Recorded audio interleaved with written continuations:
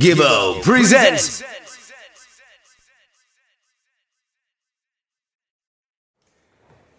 It's Gibbo coming to you from Vienna, where moments ago Supersonic were crowned Kings of Europe. Spider, how does it feel to become sound system royalty? Well, I'm just glad that I beat my friend tonight. It was a hard fight, but yeah, I mean, we had so many clashes in the last 10 years, and but tonight it feels special. I'm gonna lie. It's been a while also. I mean, I never clashed in Vienna. I never really expect what's gonna happen. I know he's gonna come extra prepared, because at the end of the day, it was just like when I clashed with Mighty Crown or something. I mean, we were the underdog, and I know he's gonna come very prepared, because it's gonna be a big chance for him to, come on, man, to kill Supersonic. You know. Talk to the people, man. Yeah. No, so in the end of the day, I'm happy that we win this trophy, and I think we definitely deserve it too. You lost the first round, but then you came on strong after that. What was your game plan going into this clash? Honestly, I was kind of hoping that we're going to lock him off. I ain't gonna lie, I'm telling you straight. I was hoping to win all rounds, you know. So the game plan, I mean, I know he was going to play certain artists, like Tarantula, and because he's carrying the water and doing the tour for him. So Tarantula's going to be more loyal towards him, but that's cool, man. I mean, and I knew he's going to play Ziggy, and I told him before, I knew he was going to voice Gappy Ranks. And I mean, but we had some great ideas when we did our preparation, and so I mean, there was a really game plan. We was preparing like the rounds. We know he was going to play a little 90s set, and we was going to play some new tunes then, and we had a little strategy, but you know, you always have to be spontaneous, because when you plan and think too much, then you're going to stuck onto one thing, and if it's not going to work, you don't know how to get out. So you have to be like, you know, flexible, and yeah. Sultan, it was an extremely close clash. In the tune for tune, it was 2-2, 3-3, 4-4. We even had a round that was a draw, or should I say a tune that was a draw. Is it more disappointing losing in such close circumstances to a man who you know so well? Yeah, definitely. Because especially when we were leading with 2-0. But don't forget, we were leading with 2-0. And then they came with Inika Mouse. So I knew, yeah, there was an instant forward. I knew that, and you know, I had to take it. But yeah, like you said, it was a close call. You know, I almost thought we had it. I was okay. Now I have had him, but so good. It's sound clash, man. You mentioned during the clash your recent victory over Supersonic in a mini clash at Who Runs the Town in Germany. How confident were you coming into this clash that you would repeat that success tonight? Honestly, I was not really confident, but you know, you have to know Who Runs the Town. The little clash you was just talking about, that was the new team of Supersonic. So that will be way easier for me. And now I had to face Spider, so it's a different thing. You know, everybody knows Spider, so I knew it would be much harder than the last clash I had with Supersonic. And it was not really, it was like a 45, and it was a 45 shootout. Yeah, but we kicked him still, but so it go. Spider, you mentioned a few times during the clash the amount of customs which Herbalize It played. Do you think they tried to buy themselves a victory tonight? Well, I mean,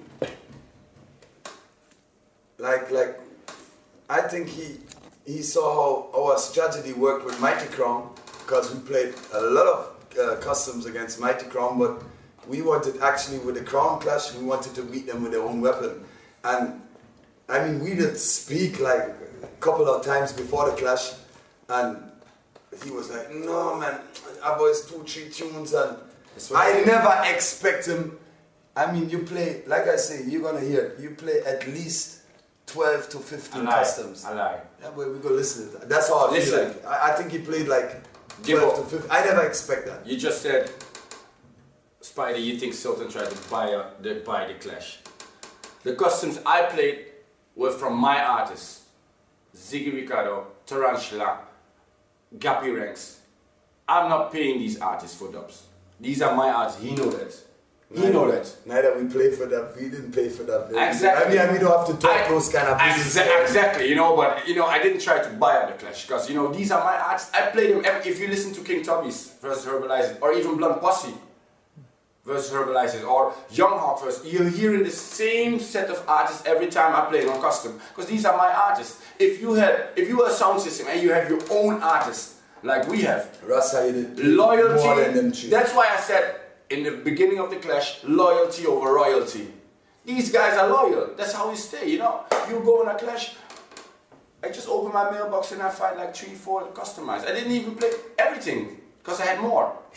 Imagine. Being serious. The only tunes I paid for was Conscience, Christopher Martin, and Romain Virgo. That's it. Come on, Conor Campbell. Then you play. No, I swear on everything. I get that one for free. We don't. All right, let go. No, I didn't buy it out, but I get that one for free. Go on. This was Austria and Vienna's first big international clash. Do you think that's why there was such a great atmosphere and almost a party vibe during the clash tonight? Party vibe?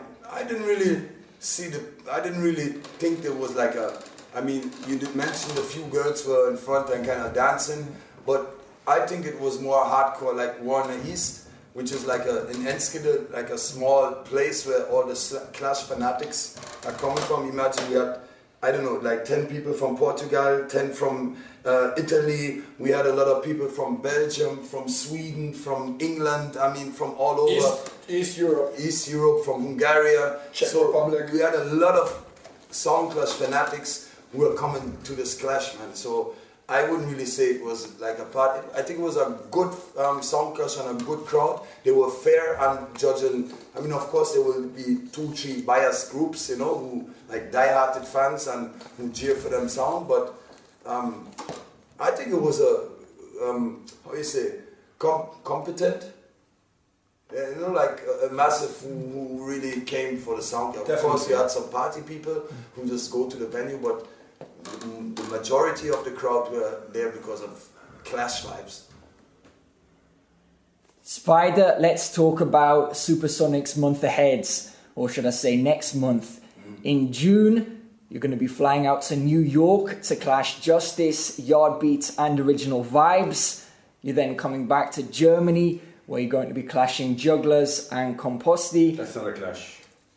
He talking to you, my youth. But tell them, man. Yeah, well, clarify it. Come on, man, let me finish. Let me finish. And then lastly, you're heading out to Trinidad to clash Excalibur International. Talk about the month ahead. How do you prepare for 3 dates in such close succession? And how will you feel if you manage to repeat this success at those 3 clashes? Surely it'll be one of the most impressive months in sound system and clashing history. Well, I would say like a coach from a football team. We just look into the next game. We're not watching what it's going to be. And so I was just like studying I didn't really cut no tunes for New York yet and stuff, or for the Trinidad clash, or the Jugglers thing is going to be like, it's on a festival. I mean, this is going to be a festival crowd. So I'm not really taking that as a serious clash. This is going to be like a juggling and more like gimmicks and party vibes who get the biggest fall, just like the thing in U Club. So, I mean, yeah, the clash is over now. So the next one is June 1st in New York. So by next week, I mean, tomorrow I have the biggest dance in Berlin for the year. It's the Berlin after show for the Carnival. So that's what I'm keeping tomorrow. So I had to go back to Berlin. That's like my next step now. And maybe like next week or the week after, I'm gonna start do something for the New York clash. And then after the New York clash, I'm gonna see what's gonna happen. I mean, step by step. Sultan, I know you have a lot of juggling dates on the agenda. Will we see Herbalize It in the Clash Arena again soon? Definitely. I have a date, September the 14th. I hope he's willing to come. But since you like to pick and choose, I'm not sure. Yeah. I got some days coming up. One in the Caribbean, one in New York end of the year. So we're good to go for this year. And for the rest, you know, we juggle it out, you know, every weekend, all over Europe. That's how we do it. Yes, sir. Thanks a lot, guys. It was a great clash. Just before we finish, Spider, pick that trophy up and show it to the camera. Man, wait now, man. Is it? We deserve it. Big up the whole team. Big up Panzer and Danny in Berlin right now. I think Arno did a great job tonight, our new selector. We don't know Junior Blender, the doctor, the maddest blood clot producer right now in Europe. He produced the Corner Shop and songs for Snoop Lion, and I mean his career gonna bust. So honestly, Sultan, we deserve this. I mean, we are the real king of Europe. I don't want to be bossy, but low sound in Europe can sound like Supersonic. So I think we really deserve that trophy and that title. Is it? Big up all the Sound Clash fans coming out tonight. Big up yourself. Definitely. Big up Father Steph. You know, he's the master, you know, mind behind the song. Big up D1, the whole crew. Thanks a lot, guys. I look forward to seeing both sounds in action again soon. Alright, that's it. You go. Gibbo.